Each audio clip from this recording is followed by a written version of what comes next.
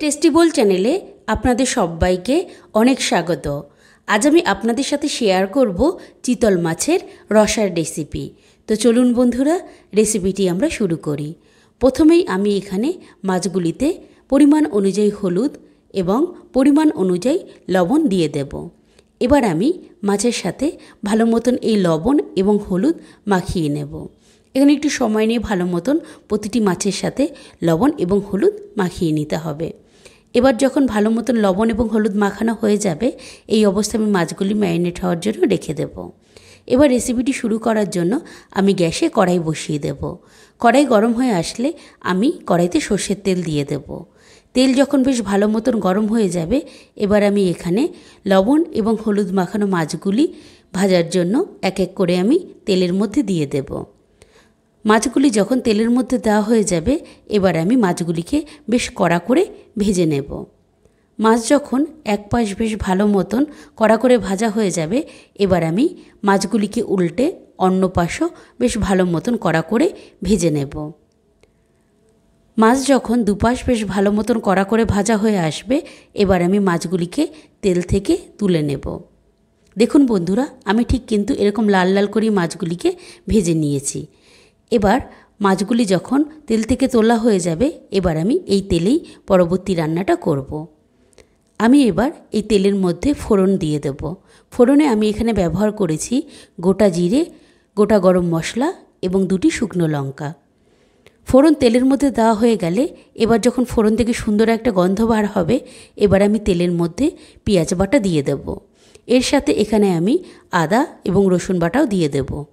এবার এই পেঁয়াজ এবং আদা রসুন বাটা আমি তেলের মধ্যে ভালো মতন নাড়াচাড়া করে নিয়ে আমি ভালো মতন ভেজে নেব, যাতে পেঁয়াজ এবং আদা রসুনের কাঁচা গন্ধ চলে যায়। এবার যখন ভালো মতন মশলাটি ভাজা হয়ে যাবে, এবার আমি তেলের মধ্যে টমেটো পেস্ট দিয়ে দেব। টমেটো পেস্ট দেওয়া হয়ে গেলে, এবার আমি মশলার সাথে ভালো মতন টমেটো পেস্টটি নাড়াচাড়া করে নিয়ে মিশিয়ে নেব। মেশানো যখন হয়ে যাবে, এবার আমি এখানে গুঁড়ো মশলাগুলি দিয়ে দেব। প্রথমেই আমি এখানে শুকনো লঙ্কার গুঁড়ো, জিরের গুঁড়ো, হলুদের গুঁড়ো এবং স্বাদ অনুযায়ী লবণ আমি এখানে দিয়ে দেব।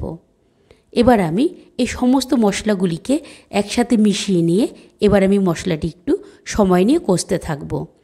মশলা কিন্তু এখানে বেশ ভালো মতন কষিয়ে নিতে হবে। মশলা যত ভালো কষানো হবে, তত কিন্তু আরও এর স্বাদ আরও বৃদ্ধি পাবে। এবার আমি এই মশলার মধ্যে টক দই দিয়ে দেব। টক দই দিয়ে আমি মশলাটি ভালো মতন আবারও একটু কষিয়ে নেব। এবার যখন মশলা বেশ ভালো মতন কষে যাবে এবং মশলার থেকে যখন তেল এরকম উপরে উঠে আসবে, এবার আমি এখানে ঝোলের জন্য জল দিয়ে দেব। আমি কিন্তু এখানে বেশি পরিমাণে জল ব্যবহার করিনি। জল দেওয়া হয়ে গেলে, এবার আমি ঝোলটি ভালো মতন নাড়াচাড়া করে নিয়ে ফুটতে দেব। ঝোল যখন বেশ ভালো মতন ফুটতে থাকবে, এবার আমি এখানে আগের থেকে ভেজে রাখা মাছগুলি আমি এবার এই ঝোলের মধ্যে দিয়ে দেব। ঝোলের মধ্যে মাছগুলি দিয়ে এবার আমি নাড়াচাড়া করে নিয়ে আবারও কিছুক্ষণ একটু তরকারিটি ফুটিয়ে নেব। এবার যখন বেশ ভালো মতন তরকারিটি ফুটতে থাকবে, এবার আমি এখানে গরম মশলার গুঁড়ো দিয়ে দেব। গরম মশলার গুঁড়ো দিয়ে কিছুক্ষণ ফুটিয়ে নিয়েই আমি কিন্তু তরকারি নামিয়ে নেব।